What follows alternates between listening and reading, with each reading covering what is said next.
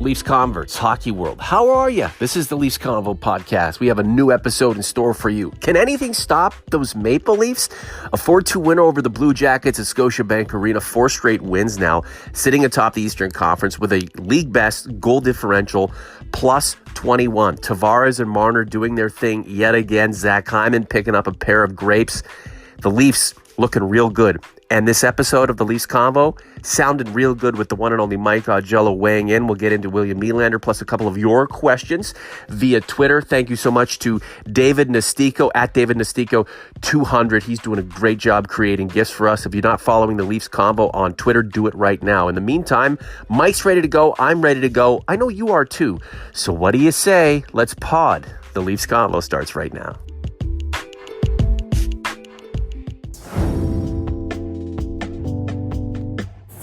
And I am his podcast sidekick, the one and only Michael Augello joins us. Hello, Mike. How are you?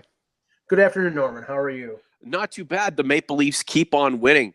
I tucked in when they were down 2-1. Tyler Ennis scoring that beautiful goal off the end boards all alone, beating Sergei Bobrovsky underneath the pads.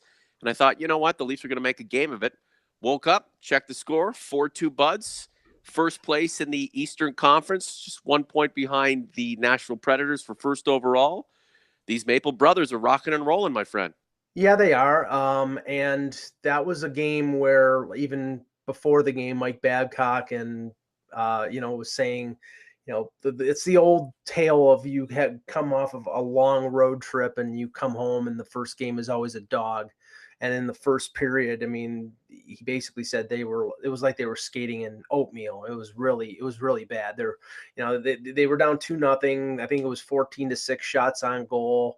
It didn't seem to be much life other than Innes hitting the post in the first period. And then slowly, ever so slowly, they got back into it. And that Innes goal that you mentioned, I think he's played pretty well in the fourth line. And has been a good addition to the team. But then Marner sets up Tavares, and then it's a 2-2 game going into the third, and Zach Hyman with a nice tip for the game winner. So it was a well fought effort for a team that wasn't at its best for, I'd say, the first half of the game. And Freddie Anderson has been Freddie Anderson. He just was pretty damn good yesterday. Leafs Converse, we'll get to some of your comments, questions, and concerns as this podcast progresses. Mitch Marner, more ridiculous stuff setting up that John Tavares goal. And you know what I love is the reaction from the guys Marner sets up. Tavares last night, Morgan Riley and Anaheim, after they score the goal, they're not even excited about scoring to win it or scoring to tie it. They're just looking at number 16 and saying, how the heck did you do that? Yeah, and Tavares said after the game that basically he just goes to the net and either Mitch scores or he figures there's a way that he's going to get him the puck, and he's got to be in position to react to what Marner does. And sometimes he does the incredible, the unbelievable. And that was the case on the tying goal where, it was a long bomb pass from Kapanen, and he corrals it. He cuts into the zone. He cuts across the middle, beats the Blue Jackets defenseman. And then he gets a weak backhand shot, but Bobrovsky is not able to contain it. And instead of like trying another shot, he tips it deftly to Tavares, who beats Bobrovsky. It was an incredible play, but the incredible seems to be sort of expected now because that's what Marner has been doing the last few weeks. Marner's second in the NHL in assists, Mike, 22. He's got 28 points leading the Maple Leafs. 6 grapes, 22 apples. This guy loves to set players up. If he wanted to solely focus on scoring, I'm sure he could score 30 to 35. He's brought back the art of the pass. He's always been one of these players who revels in the opportunity to set up a player and make his line mate look better. Yeah, and I can't remember who said it, but someone said the way of potentially defending Marner is to make him shoot. And I know that last year, there was a lot of criticism of him in the first half of the season because I think he only had 3 or 4 goals and that he was, more of a pass first guy. But then in the second half, he started scoring more goals. And I think if teams try to adjust to him by saying, okay, we're going to shut off your avenues and you're going to have to shoot the puck. I think he can score goals, and I think he would score goals, but I think he does revel in setting up plays. And when you got a trigger man like Tavares, who now leads the team with 13 goals, I mean, it's a wicked combo. And Zach Hyman last night gets the empty netter and the game winner in the third period. So, I mean, and I don't think he's ever going to be a 30-goal scorer, but Zach Hyman's an important part of this team and kicked in a couple goals in a key victory for the Leafs. Is it okay for someone like Zach Hyman to not be right up at the top in terms of points along with his line mates, Mike? Yeah, I mean, as long as he serves a role, and I think that's what he does. And that, first of all, he's extremely trusted by Mike Babcock. He's a guy who goes into the corners, wins the battles, gets the puck, and gets it to the talent. Now he does have talent. He's not a schlub. He's a good player, but he's not, he is not the equal in terms of of offensive ability to guys like Matthews and Nylander, who he played with last year, or Tavares and Marner. But he makes those players better because he goes and does the work and gets the puck for them. So I think he's extremely valuable. And he's one of those guys that I think his value is not reflected in the point totals. It's reflected in what other people say about him, namely Tavares, Marner, and his head coach, Mike Babcock. Another win for the Maple Leafs. First place in the Eastern Conference. I mean, they're going to be in a dogfight with the Lightning all season long, pending or barring a massive slump from one of these two teams. I mean, Boston will be there too, and who knows, another team may take a run at these top guns. Well, now it's on to Carolina. You can finish your thought there, Mike. Sure, yeah, and just to the point that you were making about Tampa, I mean, the next month is going to be very key for the aspirations of the Leafs finishing in first in the Atlantic, because the news came down today that Patrice Bergeron is going to be out at least 4 weeks with an upper body injury. There's a question about Zdeno Chara after his knee buckled. I think it was in Colorado last week, so we don't know how long he's going to be out.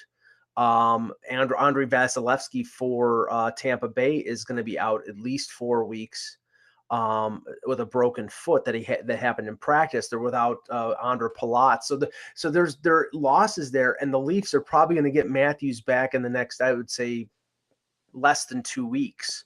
So this is an opportunity for the Leafs to sort of make hay in the standings and give themselves a little bit of cushion between them and Tampa and Boston in the division. Although those hard-charging Sabres are only a few points behind them. Jack Eichel or Mitch Marner. We like to pit one player versus the next. Gary McAllister on Twitter, at GM McAllister15, wants to know, with Austin Matthews coming back soon, will the GOAT get sent down, or is there a trade coming perhaps? When they sent down Trevor Moore on the weekend, they didn't call anybody up, so they're at 22 players. So when Matthews is back, they have the space on the 23-man roster to just take him off the IR, and there he is. But it's a question then of, you have an extra forward. Right now there were 12 forwards, and who's the guy to step out? Now I say Par Lindholm is a much better center than Freddie Gauthier. And I don't think he's a good fit on the wing, which is where he played before Matthews' injury. And you're going to have Matthews, you're going to have Tavares, you're going to have Kadri as the top three. If it's a question between Par Lindholm, who's leading the team with a 56% face-off rating, and Freddie Gauthier, who's under 50. And I know he has had a couple assists in the last week, but I think Lindholm is the better player, and I don't see anybody I would want to take out of the lineup on the left side. So I say Freddie is the healthy scratch. Freddie's the good Quebec boy, and Par Lindholm is from Sweden, Mike. The choice is simple. You know where I'm coming from. What's the latest on William Nylander, Michael? Right now, everybody doesn't seem to have a grasp on what's going on. And I guess that's a testament to Kyle Dubas and to the representatives of Nylander and Louis Gross and his father, Michael, in terms of them keeping it in-house. But I just by the fact that it's 10 days to go until the signing deadline. And, Darren Drager reported this morning that from what he has heard, there has been no movement, no progress. So, that means there may be lines of communication, but it also means that they're not exchanging offers, and there's no modifying of each one of their positions. Mm-hmm. So as it gets down to a couple days before, I mean, this is why I think last week the Leafs put it out there that they wanted to finalize what teams would give up in a deal for Nylander, because I think more than likely the thing that they want to do first on their list is sign him. But if they can't get him on a deal where it makes sense monetarily or term for him, I think they'll trade him if they have a good offer. And if they don't have what they believe is a good offer, then I think they let him sit. The deadline passes on December 1st, and then maybe they trade him before the deadline at February 25th when he can't play in the NHL, or they trade him at the draft. But I think that would be a mistake for Nylander, and I think it would be a missed opportunity for the Leafs to improve themselves in what they can get for Nylander. I think they should be able to get a good return for him unless teams are lowballing him. Michael Nylander makes Carl Lindros look like parent of the year. Well, I don't understand it, but from his point of view, he believes that he's doing the best for his son to get the most value. There are players out there that, I mean, there's a lot of talk about what some restricted. This is foolish. Yeah, I agree, but this is foolish. This team right now, you've picked the wrong time to get into a fight with the wrong team. The Leafs are on the precipice of becoming a uber elite team that could win multiple Stanley Cups without your crown prince. And you're picking a fight with them? A team that has this much talent to pay, and your son is on the pecking order as low as he is. I don't care what his stats say. Like, give me a break, man. Like, you're picking a fight at the wrong time with the wrong team. I understand holding a team ransom at a team that is vulnerable, a team that needs your kids' services, a team with cap room.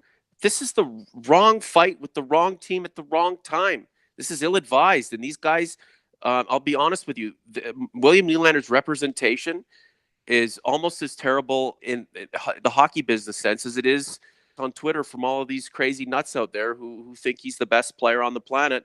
And, what he's doing isn't ill-advised, but is justified. Come on, man. Seriously.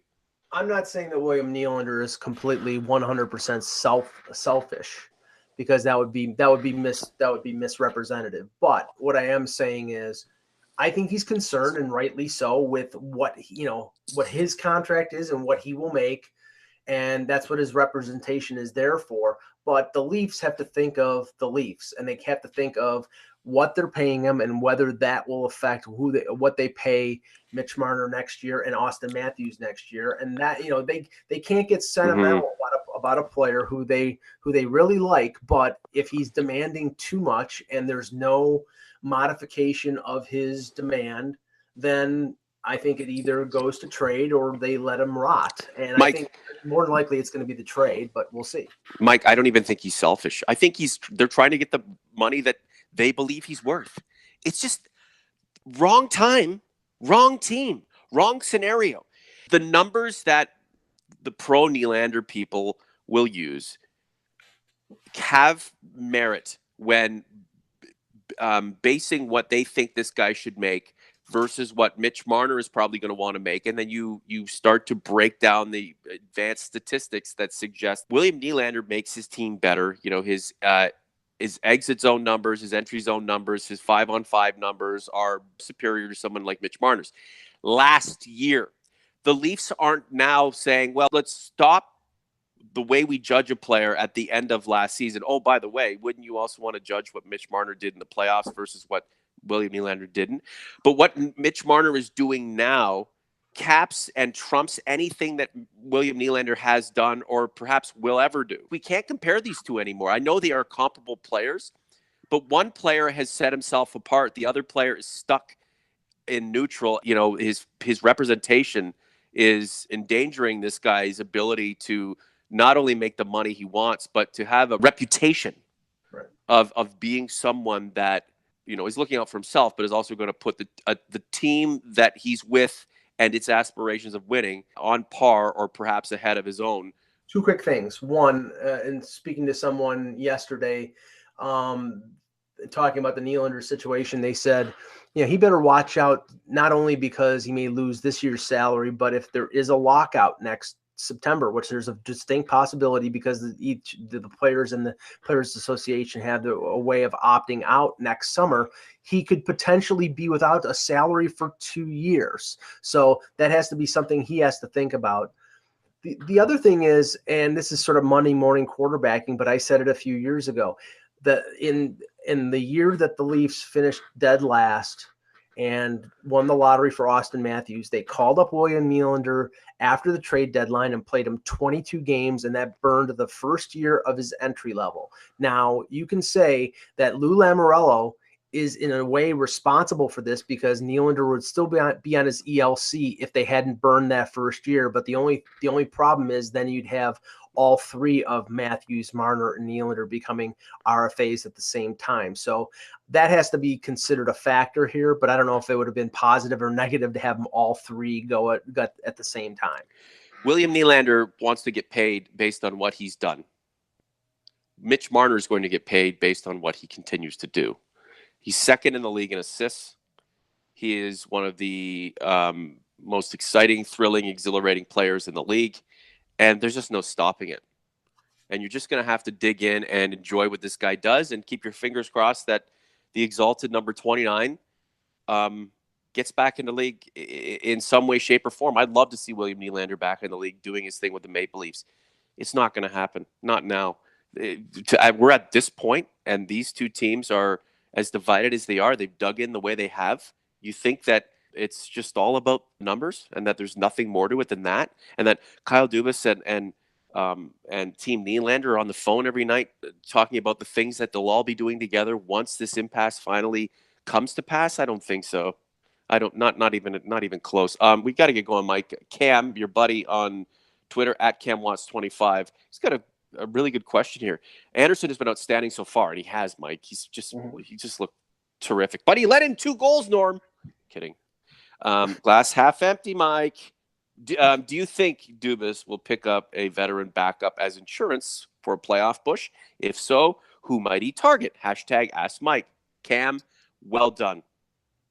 Well, I still think that they're hoping that a guy like McElhinney or Pickard gets put on waivers, because I let's just say this: for them to go out and get a veteran backup, Garrett Sparks is going to have to drop the ball, and coming off probably his best outing against Anaheim, that earned him a little bit of capital in terms of more starts. But he's not out of the woods yet. He's played 4 games, 2 were good, 2 were bad.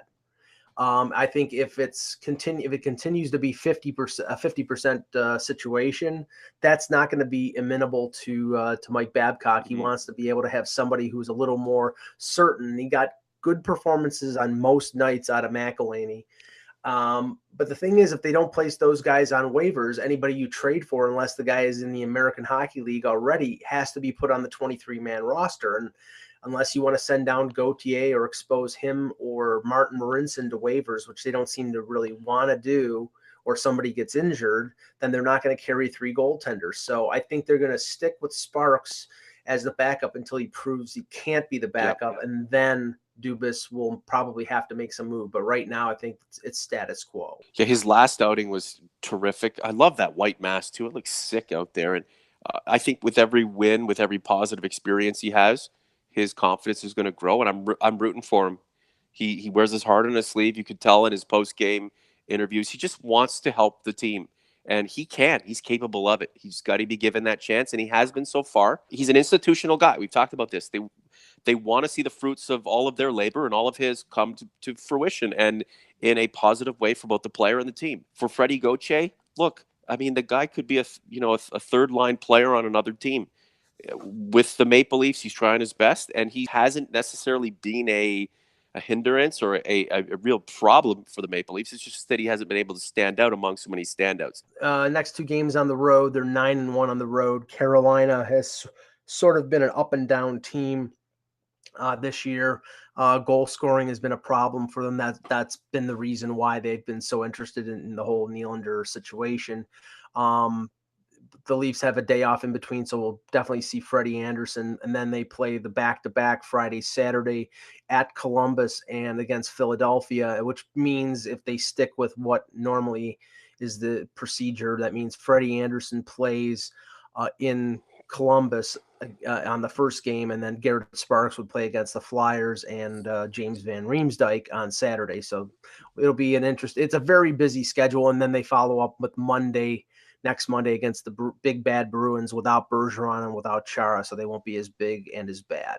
I should ask you this, Mike. Even though the Leafs are being outshot pretty much every night, how do you feel the defense is holding up right now in front of Mr. Freddie Andersen, who, if he continues to play like this, may get some consideration for a Vezina? I think he covers up a lot of ills. I mean, first of all, I think Morgan Rielly has a legitimate chance if he continues to score at this pace and play, be a plus defender of competing for the Norris. There's a lot of normal Norris candidates that are having bad years or playing with bad clubs, like I wrote about yesterday. So I think that's a possibility. Hainsey is leading the National Hockey League in plus minus for defensemen, but I think that's more a product of playing with Rielly than anything. And maybe a statement that plus minus isn't an accurate indicator, because I think he's slowed down, and I don't think he's been as good a defenseman as he was last year. I know a lot of critics about Nikita Zaitsev. I just think he's stable. He blocks shots. He doesn't make a lot of mistakes. He makes a few and they stand out because I think people thought he was going to be a better offensive player and more involved. And his role is basically to be a shutdown top four defenseman. And Jake Gardiner is Jake Gardiner. I think that Travis Dermott has done well, and I think he is positioning himself to take over for Jake Gardiner when Jake Gardiner is a free agent next summer, and I believe that they will not sign Jake Gardiner to another contract. Michael, the new normal is the Maple Leafs being an elite team in the NHL, and we'll be there covering every single period of it. Have a good one, my friend. Thanks, Norman.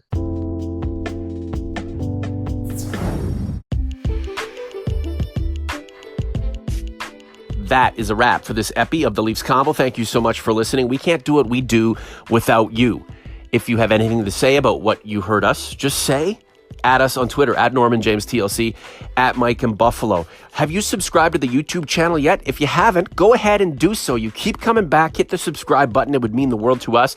And I know it would mean a lot to you. It would be worth your while. We're also looking for sponsorship possibilities and opportunities for the Leafs Convo. If you think that might be you or someone else, go ahead and drop me a line, theleafsconvo@gmail.com. Opportunity for us is a lot of opportunity for you. We reach so many people per week, and those numbers are growing every single week. Mike and I collab for a podcast, and let's not forget the incredible team that we are putting together that is helping take the Leafs Convo project to the very next level. For Mike Augello, I'm Norman James. We'll talk to you soon. The Leafs Convo is out.